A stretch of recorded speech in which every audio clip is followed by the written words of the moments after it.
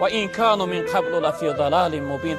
پیش از آمدن این پیغمبر رب العالمین میگه این انسانیت در ضلالت و گمراهی آشکار بودن، یعنی بت پرست بودن، ستاره پرست بودن، آفتاب پرست و مهتاب پرست بودن، انسان پرست و حیوان پرست بودن. در اصل پیغمبر بزرگوار آمد عالمی بشریت خدا پرست کرد. پیش از جناب پیغمبر خدا پرستی مردم خدا را می دانستند، اما در برابر شریک می آوردند. خصوصا مردم فارس گفتم روزهای گذشته که چی بودن؟ آتش پرستش می کردن. آتش نعوذ بالله خدا می گفتند. مردم هندو یک گروه حالی هم است بت پرست، حیوان پرست بودند، به حالت رسیده بودند، به آلت پرست شدند، موش پرست و پشک پرست شدند. این پیغمبر بزرگوار آمد که یعنی اینها را از جامعه دور کرد. شبی که پیغمبر بزرگواری ما تولد شد میگه در تمام عالمی شیطان ماتم گرفت. شیطان به چنان غمگین شد شب تولد جناب پیغمبر که میگه سرش رفت در زمین زد. به چی خاطر؟ به خاطر که شیطان پرستی تا اون روز در اوج بود. شیطان خیلی مردم از خدا دور کرده بود، یعنی خدا پرستی را از جامعه دور کرده بود. شیطان میگه سرش به چنان خم شد که رفت در زمین سرش رسید. بگفت شیطان سیاه ما را جبین شد، تولد رحمتا للعالمین شد. میگه شیطان فیغان کرد گو رحمت عالمیان شب تولد شد. با او گرم میکند بازار عرفان، شکست افتد به لشکرهای شیطان. این محمد خدا پرستی را، بازار خدا پرستی را گرم میکنه، مردم خدا پرست میکنه. میگه شیطان بچه ها دیدن که مادرشو چقدر غمگین و ناراحت اومدن در گیردش دور زدن. آچه جان، مادری جان غمگین نشه، امتاش ما وسواس میکنیم، فریب میدیم، در راه گناه و فسق و فساد میبریم، از رحمت خدا محروم میگردانیم، امتاش جهنمی و دوزخی میگردانیم.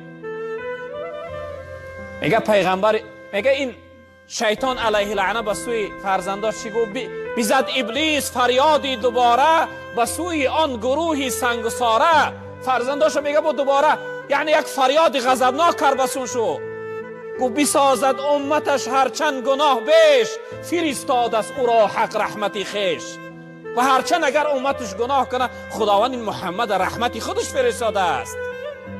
رود با امتانش سوی جنت، من و تو جانب دوزخ به حسرت.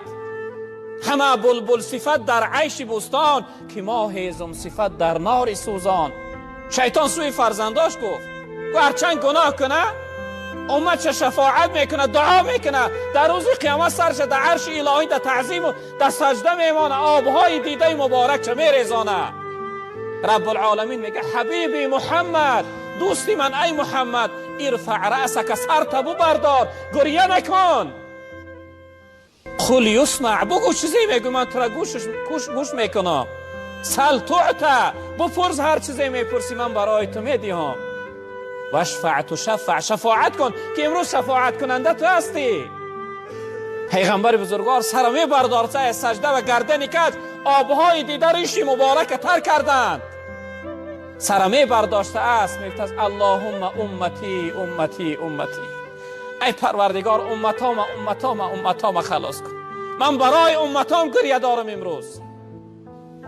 رب العالمین میگفت که ای محمد 70,000 از گناهگارات، 70,000 شخصیتی که باید دوزخ میرفت، باید در دوزخ سوزانده میشد، 70,000 من بخشیدم. بگی از این دری راست بگیر داخل جنت.